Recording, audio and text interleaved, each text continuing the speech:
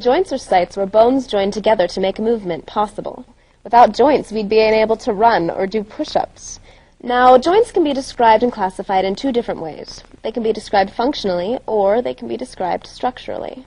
Joints are divided into three different functional classifications based on the degree of movement they allow. These classifications are synarthroses, amphiarthroses, and diarthroses. Synarthroses refer to joints that are immovable. These types of joints are found in places like the cranium. Synarthrotic joints lock bones together. They just won't budge. The classification amphiarthroses refer to joints that are slightly movable. They're not rambunctious or hyper, but they do move a little bit. These joints are found in places like the vertebral column. And last, but by no means least, the classification diarthroses refers to freely movable joints. These are the types of joints found in upper and lower limbs. In addition to all this, joints can also be classified by their structure. The three structural joint classifications are fibrous joints, cartilaginous joints, and synovial joints. The first structural joint we'll talk about is the fibrous joint. Some joints have little fluid-filled spaces between bones. These little fluid-filled spaces are called joint cavities. Fibrous joints do not have joint cavities. Fibrous joints are joints where bones are united by fibers of fibrous tissue at their joint sites.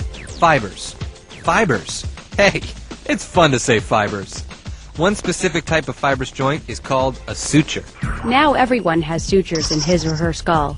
These sutures are made up of interlocking or overlapping bone edges that are connected by short fibrous fibers. The term fibrous fibers may sound redundant, but hopefully it'll make you remember the name of the fibrous joint. Two other types of fibrous joints are syndesmoses and gomphoses. In syndesmoses, bones are connected at their joint sites by long fibrous cords or sheets. Fibrous, get it?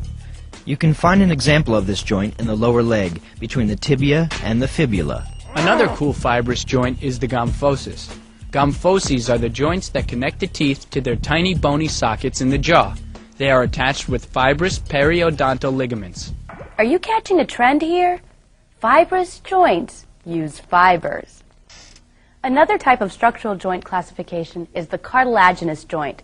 Now, can you guess what substance connects bone to bone in a cartilaginous joint? Cartilaginous joints are joints where bones are connected by plates of cartilage.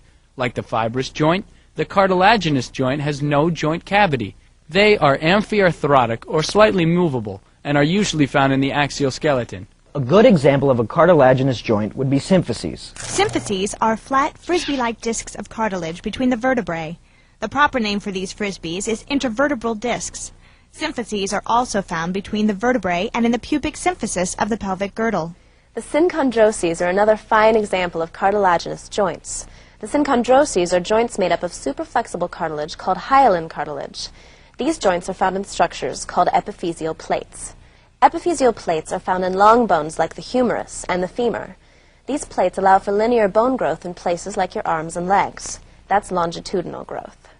The final structural classification is the synovial joint. These joints consist of bone ends that are separated by a joint cavity filled with synovial fluid. Synovial fluid is a liquid that reduces friction between bones. Synovial joints come in 6 exciting varieties: gliding, hinge, pivot, ball and socket, saddle, and condyloid.